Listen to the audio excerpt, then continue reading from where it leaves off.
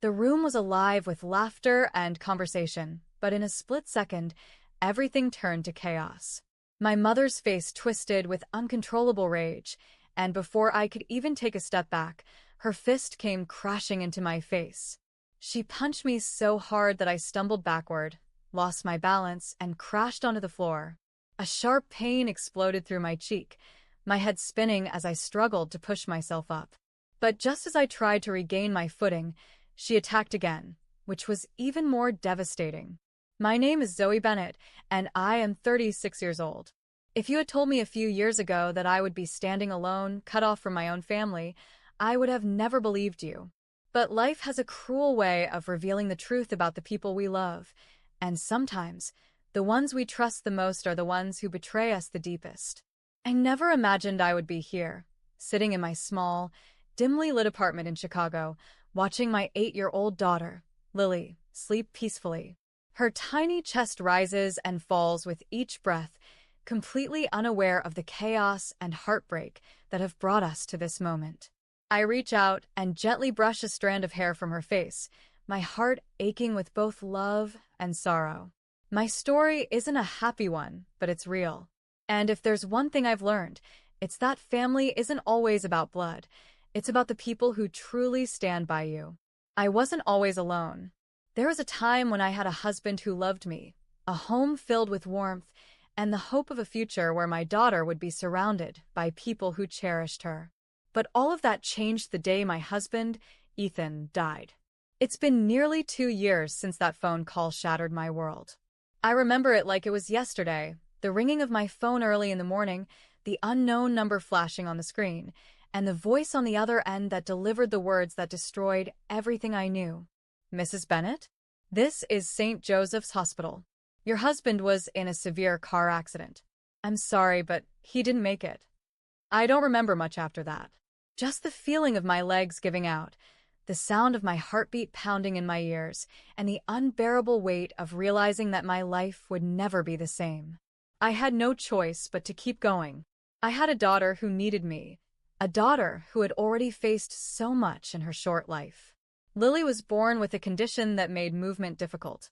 She required therapy, medical care, and patience. Now, she had lost her father, and I was the only one she had left. I thought my parents would step in. I thought they would be there for me the way parents are supposed to be, but I should have known better. My parents had always favored my older sister, Olivia. She was their golden child, the perfect daughter who could do no wrong. I was just there. You've always been independent, Zoe. My mother told me a few days after Ethan's funeral. You'll be fine. Fine. That was what she said after I had just lost my husband. After Lily had lost her father. The only real support I had came from Ethan's parents, Margaret and Robert. They picked Lily up from therapy when I was working, helped me with groceries, and never made me feel like I had to earn their love.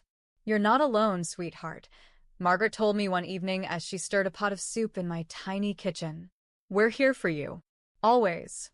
Her words warmed my heart, but they also made me realize something painful. Why did I feel more love from my in-laws than from my own parents? In the months following Ethan's death, I barely had time to grieve. Between funeral arrangements, endless paperwork, and making sure Lily got the care she needed, I was constantly on the verge of collapse. But I had no choice. I had to keep going for her. One thing that gave me a small sense of security was the life insurance payout of $180,000 I received after Ethan's passing.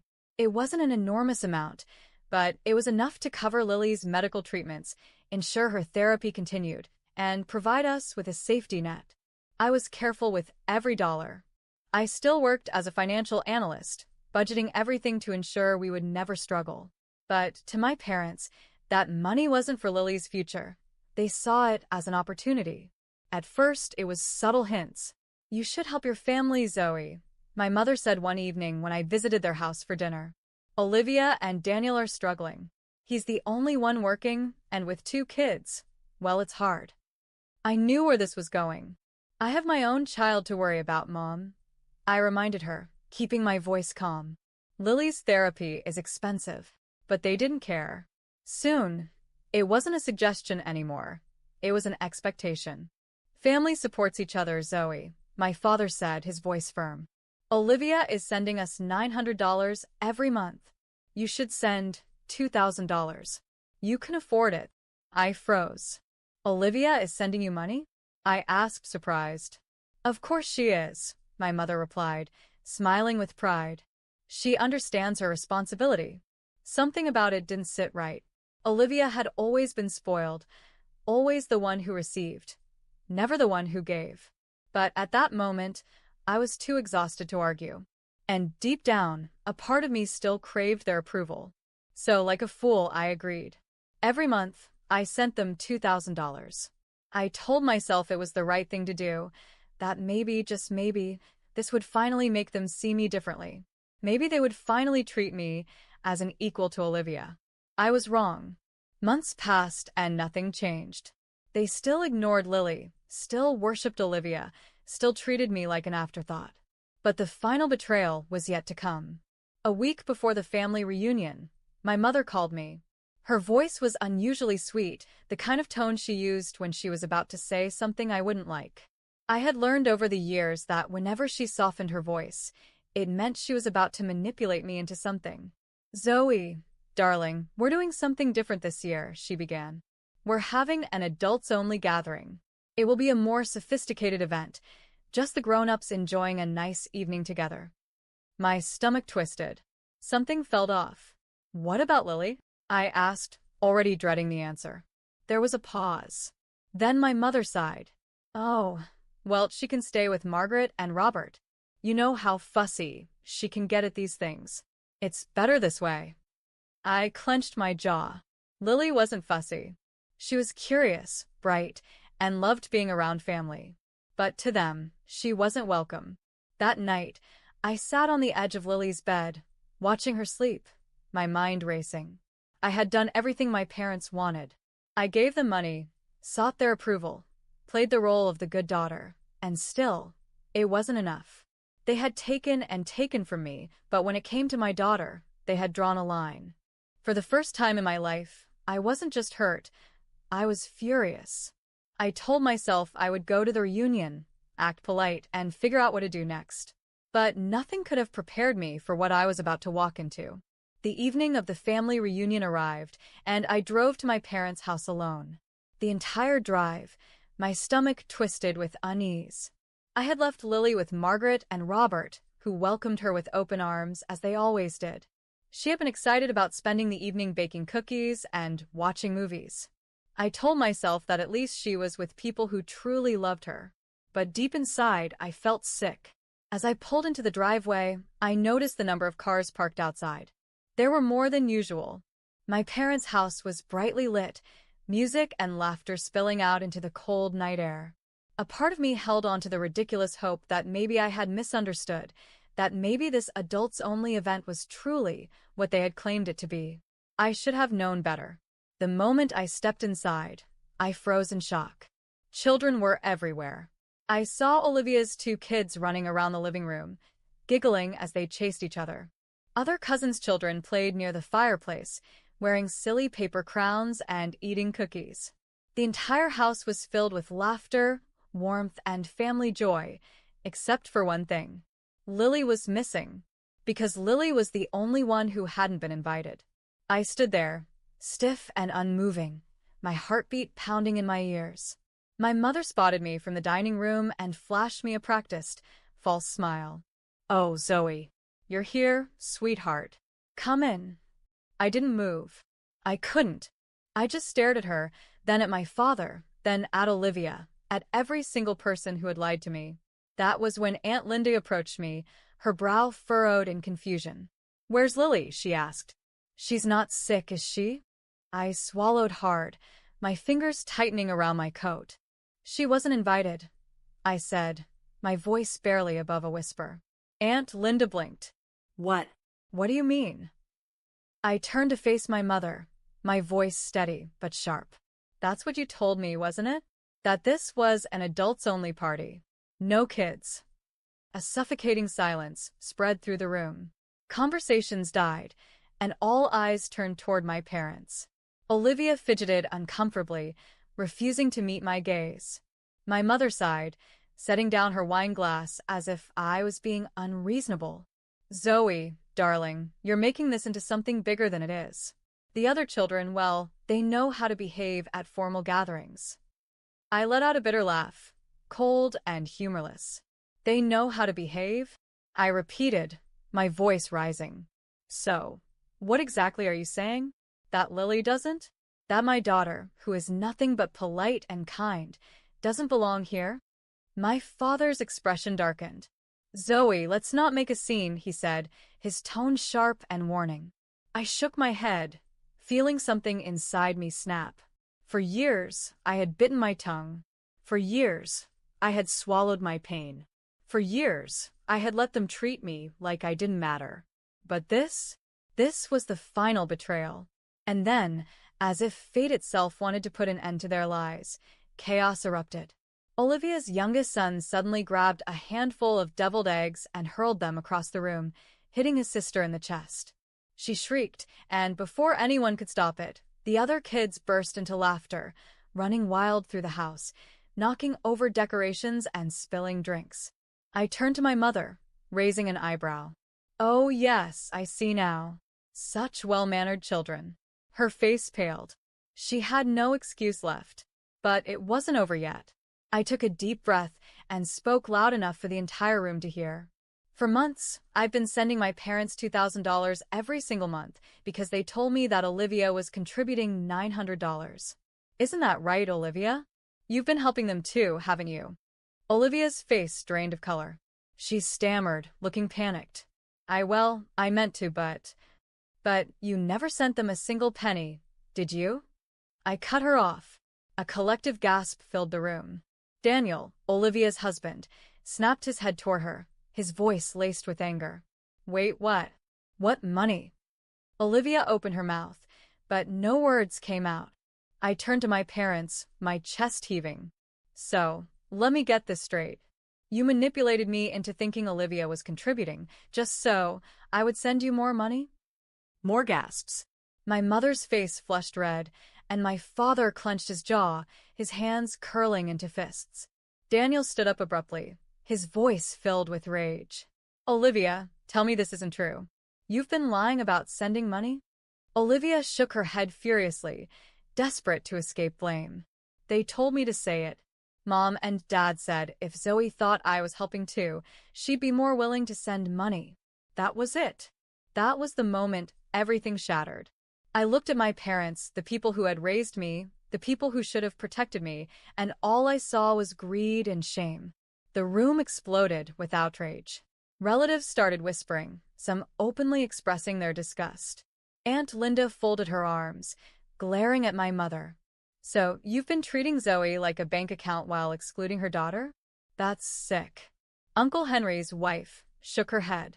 And all this time, we thought Olivia was the generous one. Turns out, Zoe was the only one doing anything for this family. One by one, people began gathering their coats, purses, and children. I'm not staying in this house another second, Uncle Henry said, shaking his head. A few others muttered in agreement, throwing my parents looks of disgust before heading for the door. But I wasn't done yet. I turned back to my parents, my hands trembling, but my voice steady. From this moment on, I will no longer be sending you any money. And I will no longer be part of this family. My mother gasped. Zoe, don't be ridiculous. Ridiculous?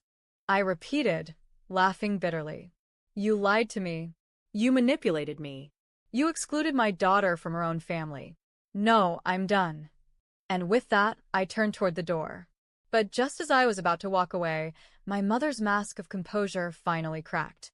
Her face twisted in rage, and before I could react, she lunged at me, her fist swinging through the air. In front of everyone, she punched me in the face. Pain exploded across my cheek as I stumbled back, my ears ringing. Gasps filled the room, and several relatives rushed forward to pull her away. For the first time that night, silence truly fell over the house. And then, Aunt Linda's voice cut through the air like a knife. This is unacceptable. You are not alone in this anymore, Zoe. She pulled out her phone and called the police. The room was completely silent. No more whispers, no more gasps, just the sound of my own heavy breathing as I clutched my stinging cheek, trying to process what had just happened.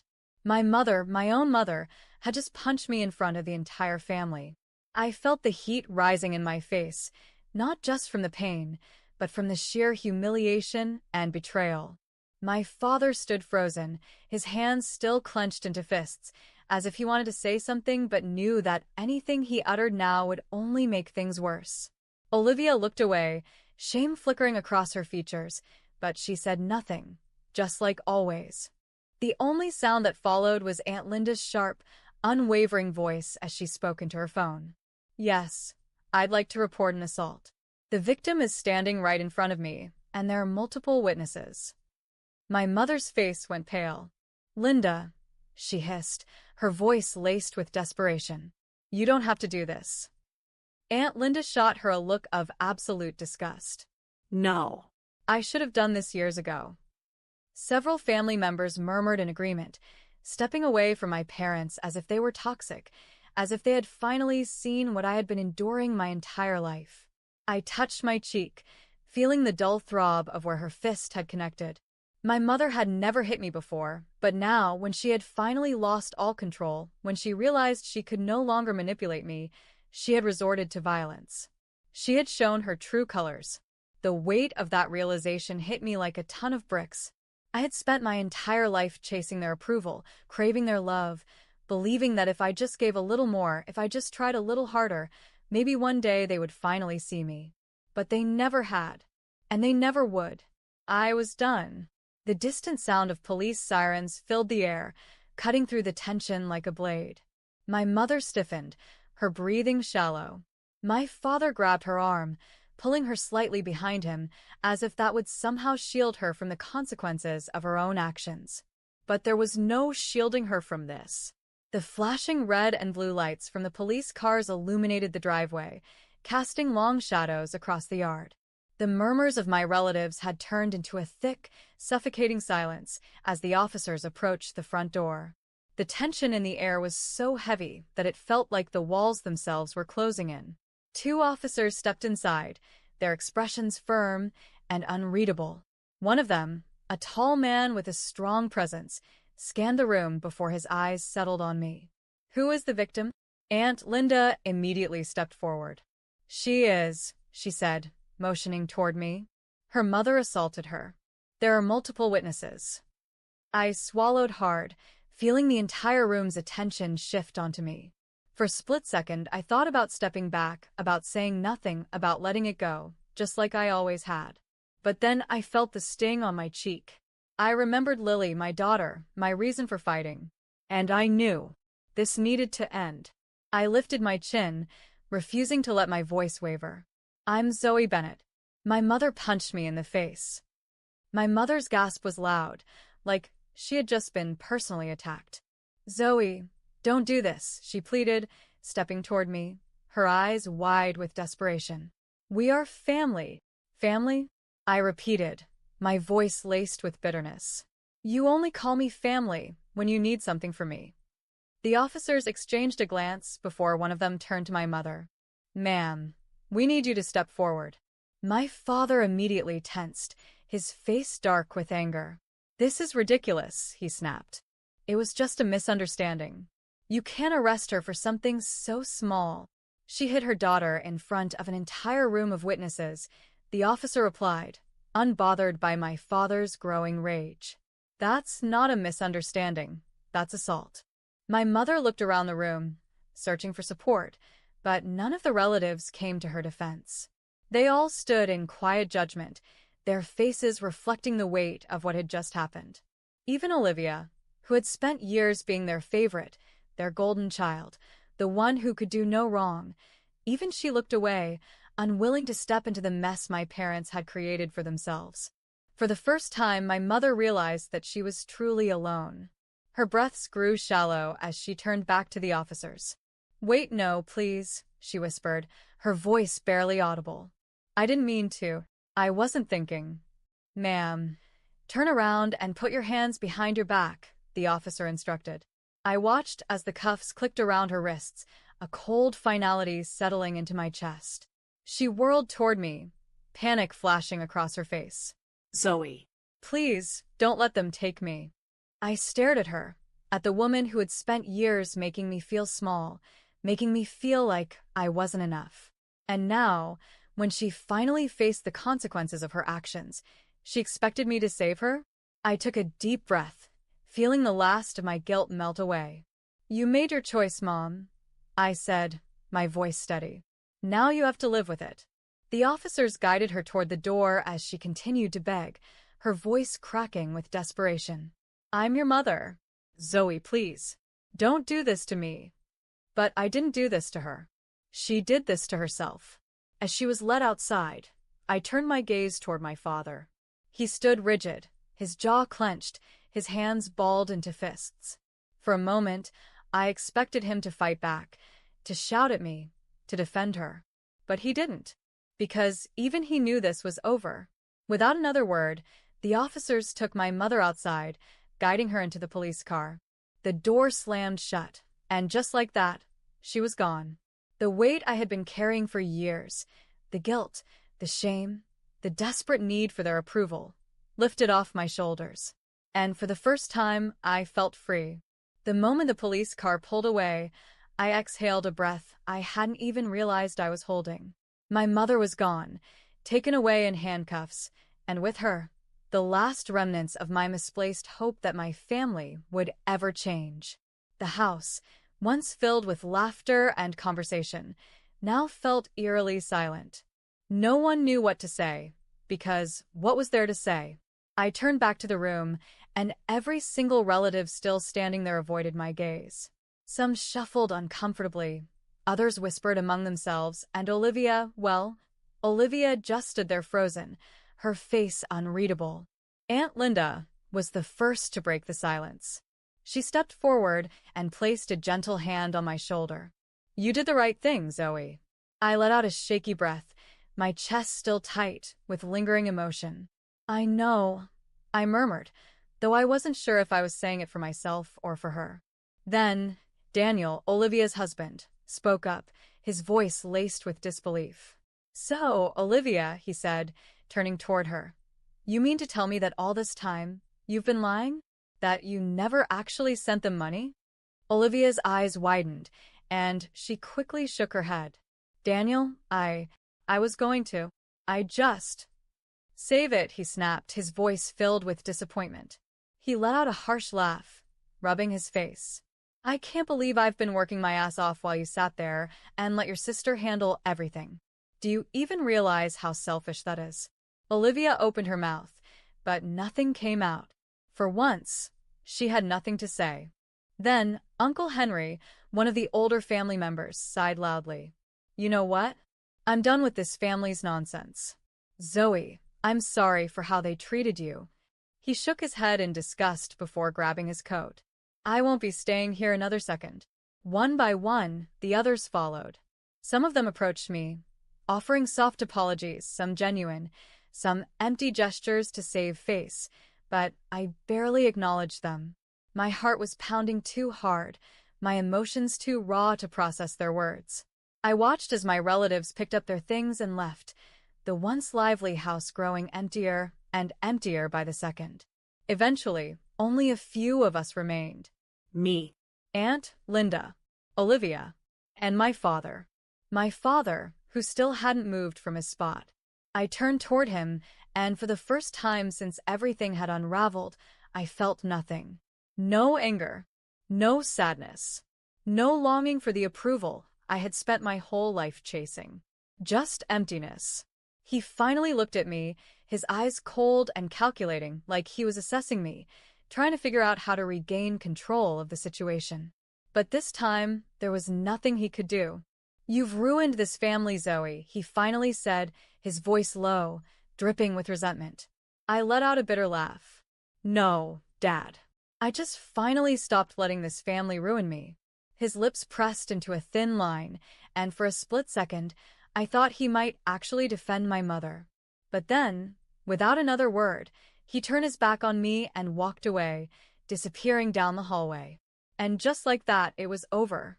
I felt Aunt Linda squeeze my hand. "Let's get out of here, sweetheart." I nodded, not needing to be told twice. I didn't look back as I stepped out of that house for the last time, my head held high, knowing I was finally walking away from everything that had ever tried to break me. The cold night air hit me as I stepped outside, but for the first time in my life, I welcomed it. It felt like a cleansing breath, washing away years of pain, guilt, and the suffocating need to belong to a family that had never truly accepted me. Aunt Linda walked beside me, silent but steadfast, her presence a quiet reassurance that I was no longer alone. I reached my car, my hands gripping the steering wheel tightly as I sat there, letting everything sink in. It was over. The weight I had been carrying for years was finally gone. I didn't have to prove anything to them anymore. I didn't have to earn love that should have been freely given. As I pulled out of the driveway, I felt nothing but relief. By the time I arrived at Margaret and Robert's house, the tension in my chest had started to fade. The moment I stepped inside, I was greeted by the warm scent of vanilla and cinnamon. The house was filled with light, the kind of warmth that my parents' house had never had. Then I heard her. "Mommy." Lily's small feet pounded against the hardwood floor as she ran toward me, her face lighting up with excitement.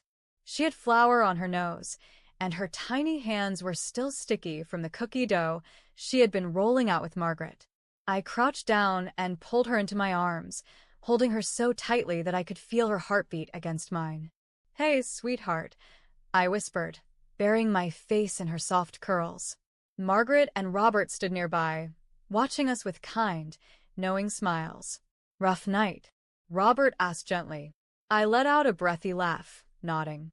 "Worse than I imagined, but also freeing." Margaret walked over and wiped a smudge of flour from Lily's cheek. "Good. Because you don't need them, Zoe. You never did." She was right. I had spent so much time chasing their love, but the truth was, I had already found real love right here. Margaret and Robert had been more of a family to me than my own parents ever were. I sat down at the kitchen table, watching as Lily excitedly showed me the gingerbread cookies she had decorated. There were uneven icing swirls, too many sprinkles, and slightly lopsided shapes, but to me, they were perfect. Then Lily did something that made my heart swell. She picked up a piece of paper from the table and held it out to me with a big, proud grin. "Look, Mommy. I made a picture." I took the drawing from her small hands and felt my throat tighten. It was a simple, colorful sketch of a family. Me, Lily, Margaret, Robert, Aunt Linda, Uncle Henry, all of us standing together, smiling. But my parents weren't in it. Olivia wasn't in it. Just the people who had truly been there for us. Lily tilted her head, her little face full of curiosity. "Mommy, are Grandma and Grandpa ever going to come back?" I stared at the drawing for a long moment before I answered. "No, sweetheart. We don't need them to." She blinked, then smiled as if that answer was more than enough for her. And as I watched her go back to decorating her cookies, laughing and giggling with joy, I realized something. For the first time in my life, I wasn't looking for my parents' approval. I wasn't waiting for an apology that would never come. I wasn't hoping they would change. I had everything I needed right here. I was free. Thank you for watching. If you enjoyed this story and want to hear more powerful and emotional narratives, make sure to like this video, leave a comment, and subscribe to the channel. Your support helps us bring more incredible stories to life. Stay tuned for the next one.